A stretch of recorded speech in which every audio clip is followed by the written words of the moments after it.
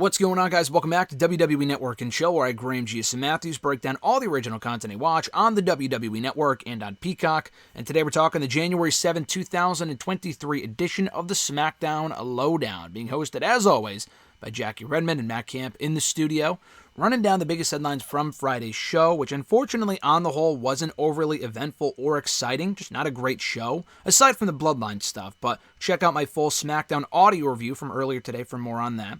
They recap the Ricochet Top Dollar Royal Rumble qualifying match, which Ricochet won, and the subsequent Hit Row heel turn.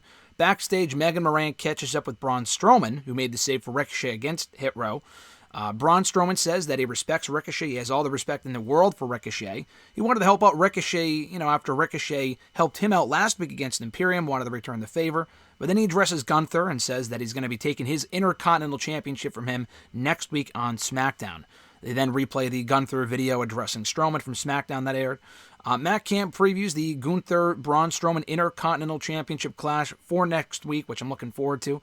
Matt Camp says that Ricochet is going to have the support of the fans come the Rumble match, and Ricochet's had a great last 6 months under Triple H and WWE, not winning any championships, but the mini NXT run, winning the World Cup, the awesome match with Gunther in December. He's had a really good run at it on SmackDown lately, so I hope he can have another good run in the Rumble this year, and obviously not going to win the whole thing, but have a good run in there, hopefully.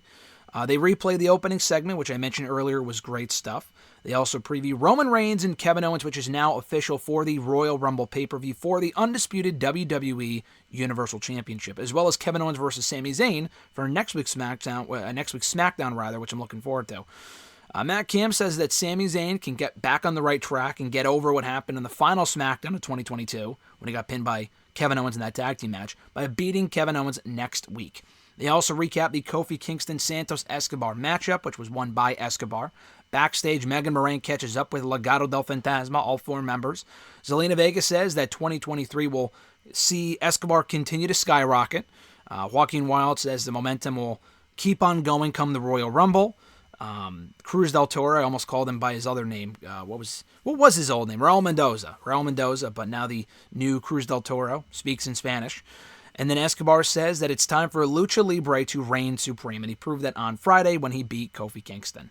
Matt Camp previews the 30-man Royal Rumble match, doesn't give a pick, but it's all about the numbers he talks about and how it really can be anyone's game this year. They recap the Usos, McIntyre, Sheamus tag team title main event where the Usos retain the championships in a great match. Matt Camp also says that the Raiders, they acknowledge the fact the Raiders, which did not air on SmackDown, the Viking Raiders, not the football team, attacking McIntyre and Sheamus following their loss after the show went off the air. They put it up in a clip on their YouTube channel on late Friday night. He says that the Raiders simply wanted to send a message by attacking 2 former world champions. I talked about that in my SmackDown audio review from earlier today, thinking they'll probably just do the match next week. I would like to see them actually build towards a big match between those 2 teams. You obviously know Sheamus and McIntyre are going to win, but that could be a really big match for a SmackDown coming up and be a great match at that. So I would like to see them build up to it, not just give it away next week, simply just to give McIntyre and Sheamus a win after losing a lot lately. They also recap the Charlotte Flair-Sonya Deville SmackDown Women's Championship match, which saw Flair retain her women's title.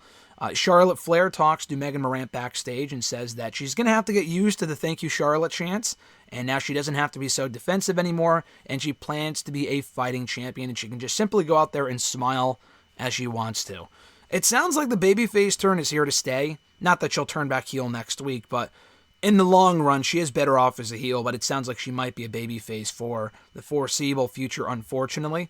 She does fine in the role, but she's just so much better as a heel. Unfortunately, like I've said before, you can't really turn her heel right now as long as Ronda Rousey's a babyface, or rather a heel on SmackDown as well, and they should not turn Ronda anytime soon, so they're kind of stuck in a weird position right now.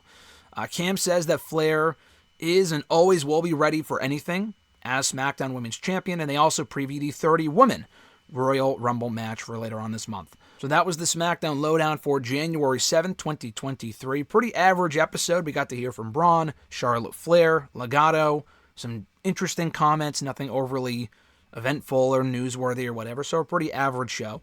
Thank you guys for checking out my review. I appreciate it. Be sure to like the video, drop a comment, share the video, and subscribe to the channel for more daily content. And as I mentioned earlier, in case you missed it, check out my full SmackDown audio review of Friday's show from the channel earlier on today. Have an awesome one, guys. I'm Graham G. Matthews, and I'll catch your ass down the road.